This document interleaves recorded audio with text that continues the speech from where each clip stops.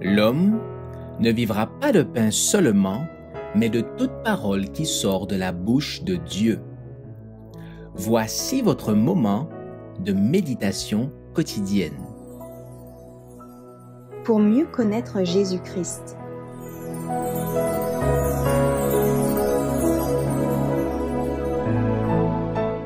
Un amour sublime, le 13 janvier. Car Dieu a tant aimé le monde qu'il a donné son Fils unique, afin que quiconque croit en lui ne périsse point, mais qu'il ait la vie éternelle. Jean chapitre 3, verset 16. Ayant entrepris l'œuvre de la rédemption de l'homme, le Père n'épargnerait rien, quel qu'en fût le prix, de ce qui serait nécessaire pour l'achèvement de son œuvre.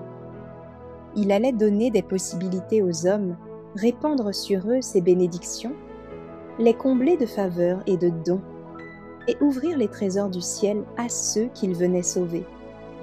Ayant rassemblé toutes les richesses de l'univers et disposé de toutes les ressources de sa nature divine, Dieu les mettrait à la portée de l'homme. Elles seraient un don gratuit. Quel océan d'amour, quelle atmosphère divine enveloppe notre monde.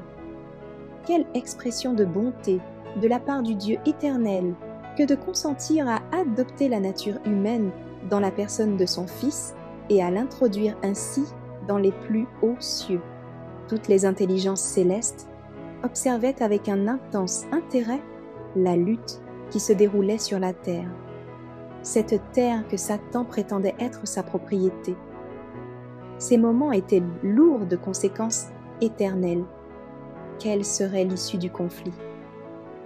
Les anges attendaient que la justice de Dieu fût manifestée et que sa colère éclatât contre le prince des ténèbres et ses suppôts.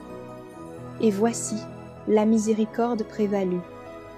Alors que le Fils de Dieu eut pu venir pour condamner le monde, il descendit avec justice et paix pour sauver non seulement les descendants d'Abraham, d'Isaac et de Jacob, mais le monde entier, tout enfant d'Adam qui croirait en lui, le chemin, la vérité et la vie. Quelle démonstration de l'amour de l'Éternel! Cet amour est incomparable.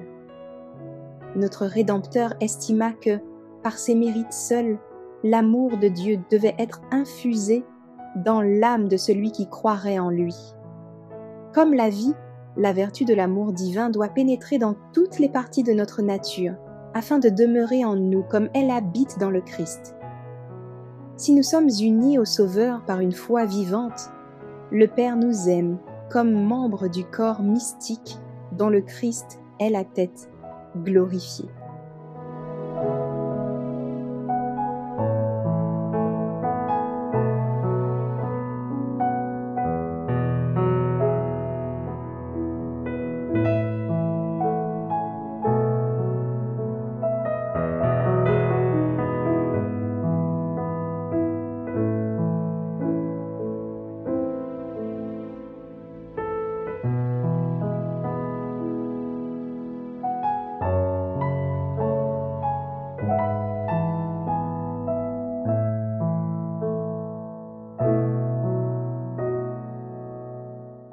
Merci d'avoir écouté cette présentation.